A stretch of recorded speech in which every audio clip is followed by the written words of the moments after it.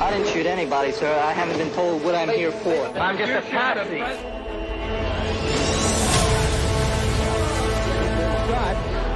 Shot. Lee Oswald has been shot. Supporters of Israel's nuclear weapons program were in fact involved in the JFK assassination. There's only one person in the world that John Kennedy trusted unequivocally, and that was Robert Kennedy. Obviously I was there, but I don't remember any of that.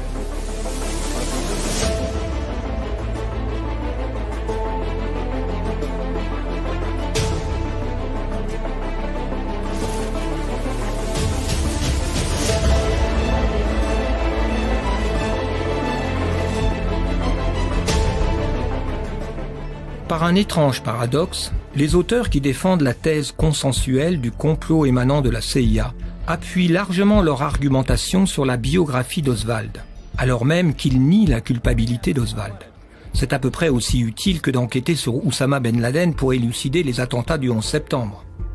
L'innocence d'Oswald étant admise, la piste à suivre pour trouver le vrai coupable est bien plutôt, logiquement, celle de l'homme qui réduisit Oswald au silence 2 jours après son arrestation, et ainsi empêcha qu'Oswald ne répétât devant une cour de justice ce qu'il avait déjà déclaré de manière furtive à des journalistes dans le couloir du commissariat de Dallas. « I'm just a patsy. Je ne suis qu'un pigeon, un pion. » L'assassin d'Oswald se nomme Jack Ruby. On s'attendrait à ce qu'il soit le personnage le plus investigué de la recherche sur Kennedy. Or, il a fait l'objet de très peu d'attention. Même son véritable nom est ignoré du grand public, tant il est peu cité. Il s'appelait en réalité Jacob Léon Rubenstein. Originaire de Chicago, il était étroitement lié à la pègre juive, la fameuse Yiddish Connection. Son mentor était le gangster d'Hollywood Mickey Cohen, successeur de Benjamin Siegelbaum, dit Bugsy, parrain de Murder Incorporated.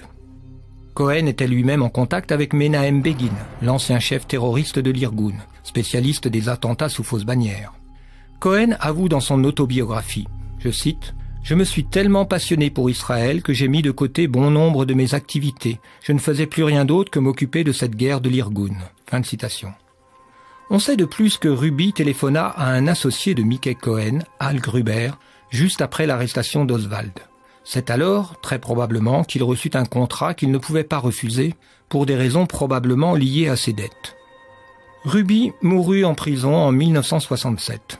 Il n'aurait donc plus été disponible pour un nouveau jugement sous la présidence de Robert Kennedy. Mais son dossier était explosif, et il n'avait pas été avare en déclarations.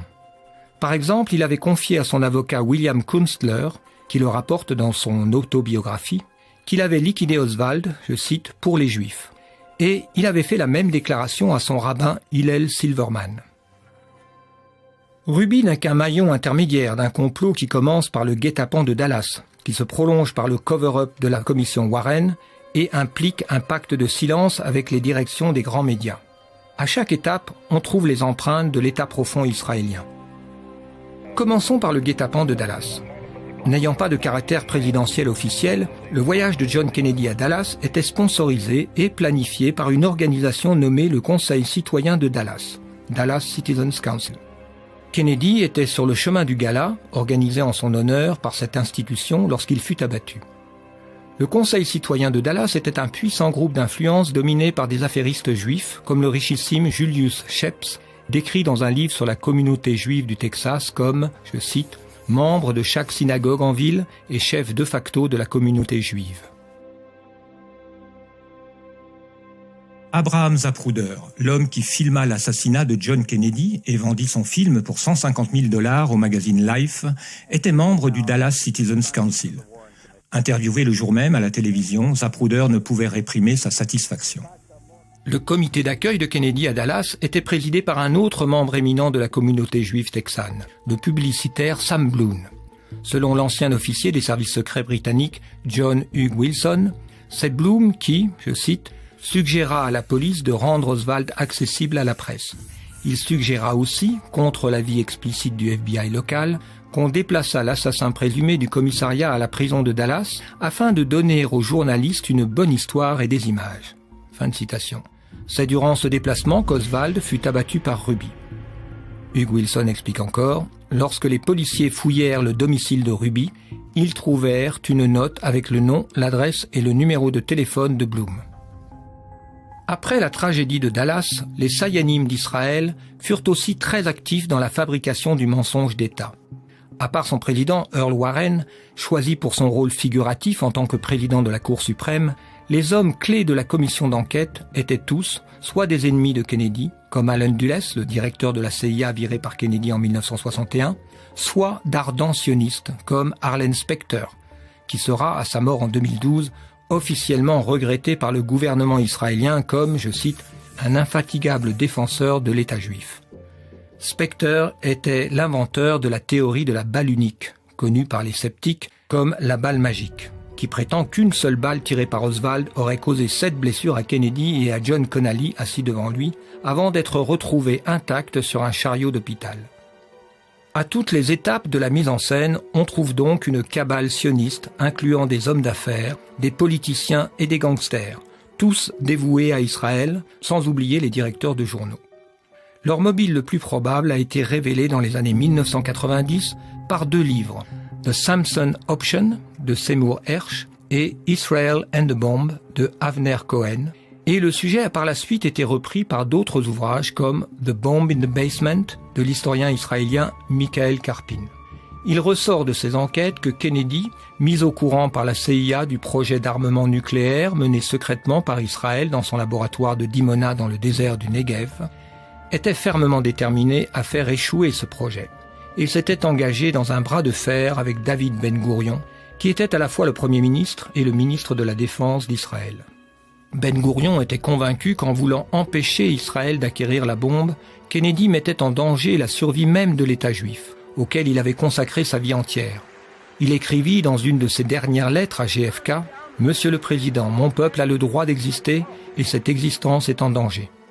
Kennedy, cependant, restait inflexible. Dans une lettre datée du 15 juin 1963, il exigeait une première visite immédiate, suivie de visites régulières tous les 6 mois, sans quoi, je cite, « l'engagement et le soutien de notre gouvernement pour Israël risquent d'être sérieusement compromis ». Fin de citation. Ben-Gourion démissionna de sa fonction le jour même où il devait recevoir cette lettre, se retirant, pour ainsi dire, dans les sphères du pouvoir profond. Kennedy envoya une nouvelle lettre à son remplaçant, Levi Eshkol, mais ne reçut jamais de réponse. On peut émettre l'hypothèse qu'en même temps que sa démission, Ben-Gourion avait donné l'ordre d'assassiner Kennedy. En effet, 11 jours après avoir démissionné, Ben-Gourion se montrait plus déterminé que jamais de doter Israël de l'arme atomique. Je cite, « Je ne connais aucune autre nation dont les voisins déclarent qu'ils souhaitent la détruire et ne le déclarent pas seulement, mais s'y préparent par tous les moyens à leur disposition. Nous sommes un petit nombre et nous ne pouvons pas rivaliser avec les 180 millions d'Américains ou avec autant de nos voisins arabes. Mais il y a une chose en laquelle nous ne sommes pas inférieurs aux autres peuples du monde, c'est le cerveau juif. Le cerveau juif n'est pas sans ressources. La science juive n'est pas sans ressources. Je suis convaincu que la science est en mesure de nous fournir les armes qui serviront la paix et dissuaderont nos ennemis. » Fin de citation. 5 mois plus tard, la mort de Kennedy soulageait Israël de toute pression et même de tout risque de publicité sur son programme nucléaire militaire secret. John McCone, le directeur de la CIA nommé par Kennedy, démissionnera en 1965 en se plaignant du peu d'intérêt manifesté par Johnson sur ce dossier. Selon les termes choisis par l'historien Stephen Green, l'évolution la plus significative pour le programme d'armement nucléaire israélien en 1963 eut lieu le 22 novembre sur l'avion volant de Dallas à Washington lorsque Lyndon Johnson fut assermenté et devint le 36e président des États-Unis après l'assassinat de John Kennedy. La Maison-Blanche de Lyndon Johnson ne voyait pas de Dimona, n'entendait pas de Dimona et ne parlait pas de Dimona. Fin de citation. La détermination de Kennedy à faire avorter le projet Dimona n'était qu'une partie du problème Kennedy pour Israël. Tout aussi insupportable était sa détermination à faire appliquer la résolution 194 des Nations Unies concernant le retour des quelques 800 000 réfugiés palestiniens expulsés dans les années 1947-48. Pas plus tard que le 20 novembre 1963, la délégation états-unienne aux Nations Unies mettait à nouveau cette question sur le tapis, causant une vive protestation dans les cercles israéliens. En plus de cela, depuis les tout premiers mois de son mandat, Kennedy s'était montré favorable à Nasser, le plus redoutable ennemi d'Israël. L'historien Philippe Muhlenbeck écrit « Tandis que l'administration Eisenhower avait cherché à isoler Nasser et réduire son influence en favorisant le roi Saoud d'Arabie comme rival conservateur au président égyptien, l'administration Kennedy poursuivit la stratégie exactement inverse. » Fin de citation. Après la mort de Kennedy, la politique étrangère américaine s'inversa à nouveau radicalement sans que le public américain ne s'en rendît compte. Johnson coupa l'aide économique à l'Égypte et augmenta l'aide militaire à Israël qui, selon Stephen Green, dans son livre Taking Sides, America's Secret Relations with a Militant Israel, atteignit 92 millions en 1966, plus que le total de toutes les années précédentes cumulées. Depuis 50 ans, la piste israélienne dans l'assassinat de Kennedy est soigneusement étouffée, et tous ceux qui se risquent à la mentionner sont immédiatement ostracisés. Le député américain Paul Findlay se risqua néanmoins à écrire en mars 1992 dans le Washington Report on Middle East Affairs, je cite, « Il est intéressant de noter que dans tout ce qui a été écrit et dit au sujet de l'assassinat de Kennedy, l'agence de renseignement d'Israël, le Mossad, n'a jamais été mentionnée. » Fin de citation. Un seul auteur, en fait, a creusé cette piste. Il s'agit de Michael Collins Piper, auteur en 1995 de Final Judgment, The Missing Link in the JFK Assassination Conspiracy. Piper, décédé en 2015, a été traité en pestiféré au sein même de la communauté des chercheurs sur Kennedy. Mais son travail a fait son chemin. En 2013, dans son édition des lettres de Kennedy, incluant celle adressée à Ben Gourion à propos de Dimona, Martin Sandler mentionne le travail de Piper et qualifie sa théorie comme, je cite, « l'une des théories les plus intrigantes ». C'est en réalité une théorie largement partagée dans les pays où le pouvoir d'intimidation du lobby israélien reste modéré. Le colonel Kadhafi en était persuadé.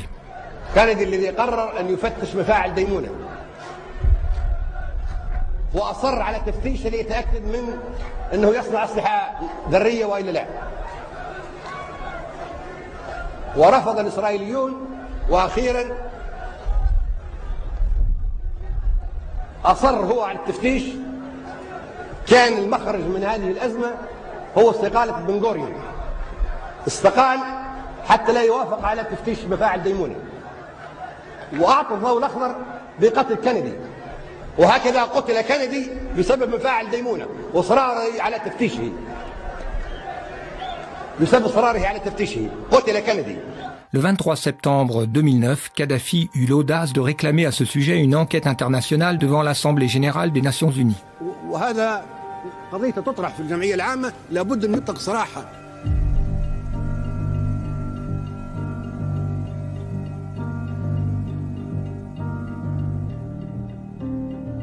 Plusieurs investigateurs identifient Lyndon Johnson, le vice-président de Kennedy, comme l'un des cerveaux de l'attentat de Dallas.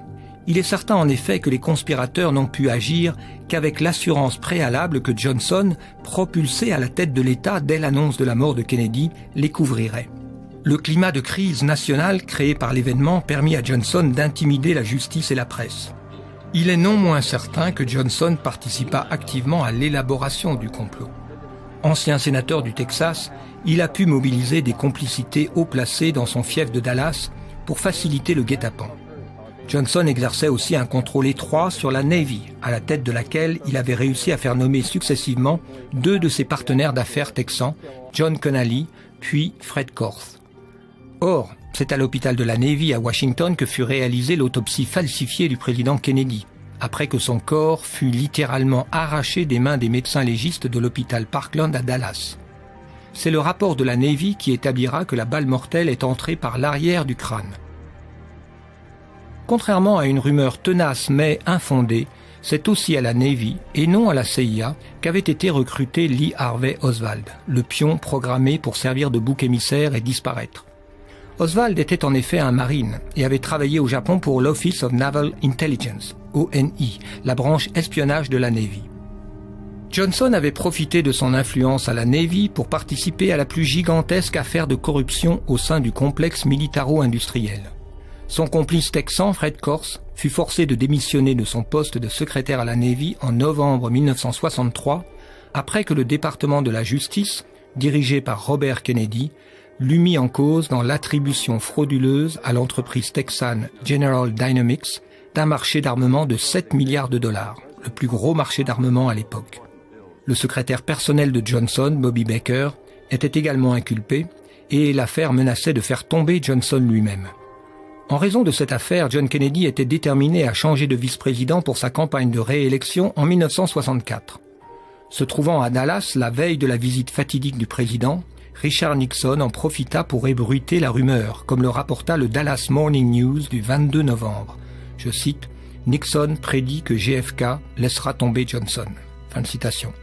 Au lieu de cela, Johnson devint président le jour même. Beaucoup d'Américains ont soupçonné Johnson dès le premier jour, et plus encore après la publication en 1964 du livre de James Evett Halley, « A Texan Looks at Lyndon », le regard d'un Texan sur Lyndon. Un livre qui dresse de Johnson le portrait d'un homme d'une ambition dévorante et d'une corruption absolue. Selon un autre biographe, Robert Caro, Johnson avait pour le pouvoir, je cite, « une faim si sauvage et dévorante qu'aucune considération de moralité ou d'éthique, aucun prix pour lui-même ou pour les autres ne pouvait l'arrêter. » Fin de citation. Robert Kennedy lui-même soupçonnait Johnson, qu'il détestait au plus haut point. « Johnson ment tout le temps, disait-il. Je te le dis, il ment continuellement, surtout. Dans chaque conversation que j'ai avec lui, il ment. Il ment même quand il n'en a pas besoin. » Au fil des années a été réunie une somme considérable d'indices et de témoignages qui incriminent Johnson. La piste de Johnson n'est pas contradictoire avec celle d'Israël. Bien au contraire, les deux pistes se croisent dans le personnage clé de Jack Ruby, alias Jacob Rubenstein, l'assassin d'Oswald. Lorsqu'il fut entendu par les enquêteurs de la commission Warren, Jack Ruby insista pour être conduit à Washington afin, je cite, « d'apporter la vérité au président » et pour être disculpé afin que mon peuple ne souffre pas à cause de ce que j'ai fait. Il disait craindre en effet que son geste soit exploité, je cite, pour créer une fausse idée sur certaines personnes de confession juive. Fin de citation. Mais il ajouta que cela pouvait être évité, je cite, si notre président Lyndon Johnson apprenait la vérité de moi. Par ces mots étranges, Ruby semble avoir voulu adresser à Johnson un message lourd de sous-entendus, qui semble contenir la menace de révéler l'implication d'Israël dans l'assassinat de Kennedy s'il n'était pas gracié par le nouveau président. Sans doute Ruby espérait-il que Johnson le sorte de prison. Tout comme en 1952, Johnson était parvenu à éviter la prison à son tueur Malcolm Wallace, pourtant reconnu coupable de meurtre au premier degré sur l'amant de la sœur de Johnson qui avait tenté de le faire chanter. Mais Johnson ne fit rien pour Ruby et celui-ci fut condamné à perpétuité. Sa déception explique pourquoi, en mars 1965, étant parvenu à donner une brève conférence de presse filmée depuis sa prison, Ruby incrimina Johnson à mots couverts.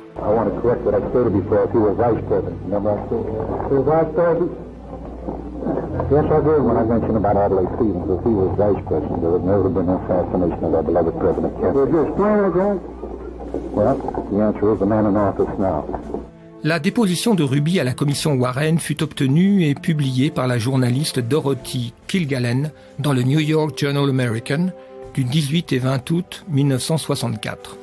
Kilgallen avait en outre interviewé Ruby durant son procès à Dallas, et elle se disait sur le point de dévoiler la véritable histoire. Elle fut retrouvée morte d'une overdose d'alcool et de barbiturique le 8 novembre 1965. Quant à Ruby, il fut mis à l'isolement et mourut en 1967, officiellement d'une embolie pulmonaire consécutive à un cancer foudroyant.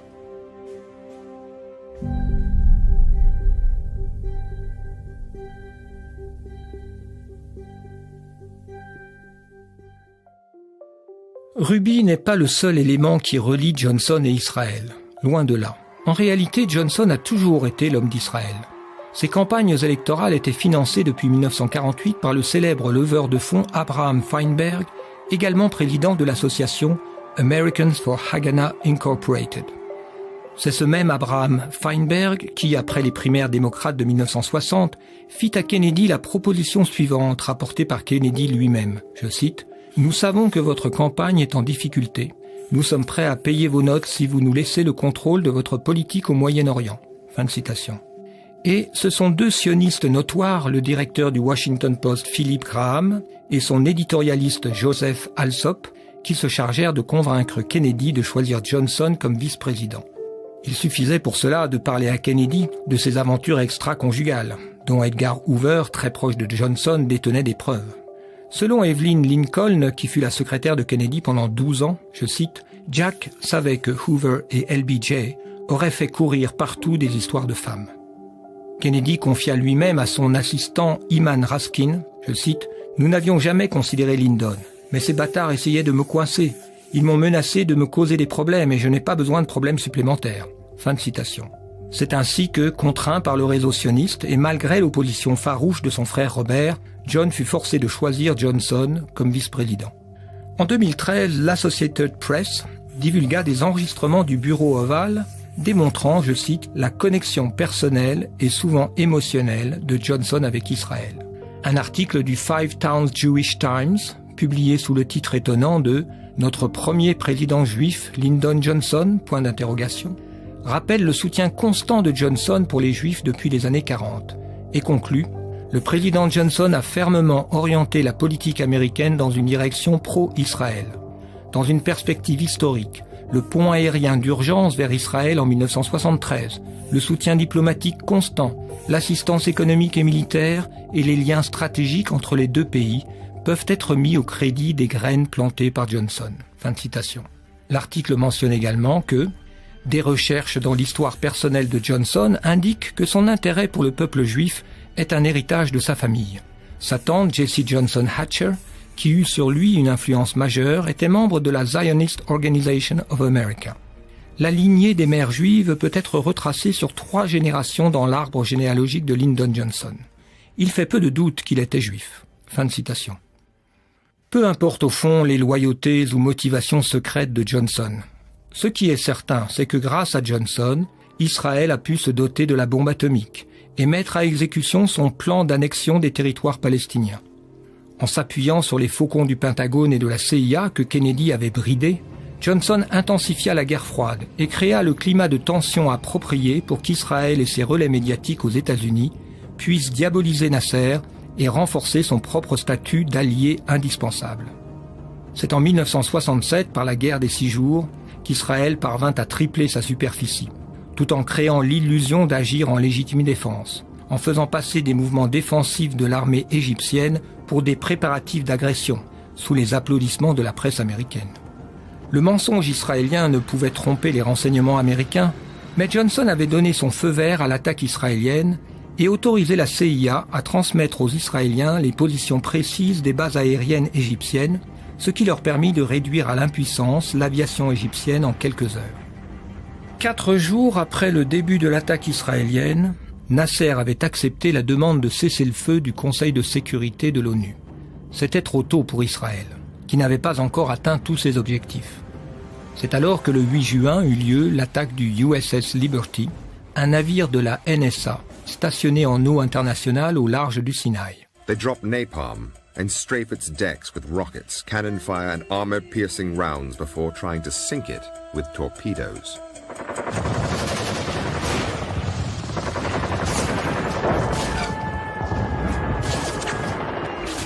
We had no way to defend ourselves, and it was we're just slaughtered. Durant 75 minutes, ce navire fut bombardé, mitraillé et torpillé par des Mirage et 3 torpilleurs israéliens, tandis que Johnson, depuis la Maison-Blanche, interdisait à la 6e flotte stationnée à proximité de se porter à son secours. Même les canaux de sauvetage furent mitraillés. L'attaque aurait été mise sur le compte de l'Égypte si elle avait réussi, c'est-à-dire si le navire avait été coulé et son équipage exterminé. L'opération aurait alors donné à Johnson un prétexte pour intervenir militairement aux côtés d'Israël contre l'Égypte. Mais elle échoua. Le scandale fut étouffé par une commission d'enquête dirigée par l'amiral John Sidney McCain II, père de John McCain III, qui s'illustra récemment par son soutien aux terroristes en Syrie. Everyone in the national security team recommended arming ISIS. Johnson accepta discrètement les excuses d'Israël pour son improbable erreur d'identification. Mieux, il fit d'Israël, à partir de 1967, le premier client de l'industrie militaire américaine. Cette opération apporte la preuve de la complicité secrète de Johnson avec Israël, impliquant une trahison contre son propre pays. Many of Johnson's closest friends and advisors were pro-Israeli. and they reported back to Tel Aviv on his every move. The Israeli story constantly shifted to counter whatever new intelligence the White House received. So sensitive were these communications that the Israelis used code names to protect the identity of their White House agents. But for the first time, the members of the ring can be named. Hamlet was a $1 million fundraiser for the Democrats. When he rang, Johnson took his calls. He was Abe Feinberg. Menashe was Arthur Goldberg, the U.S. ambassador to the United Nations. Harare was David Ginsburg, a high-profile Washington lawyer who also represented the Israeli embassy. Ilan was Supreme Court Justice Abe Fortas. Lyndon Johnson had dinner with him on the eve of the Six-Day War. The strategy worked. The U.S.-Israeli relationship proved to be stronger than the killing and injuring of more than 200 Americans.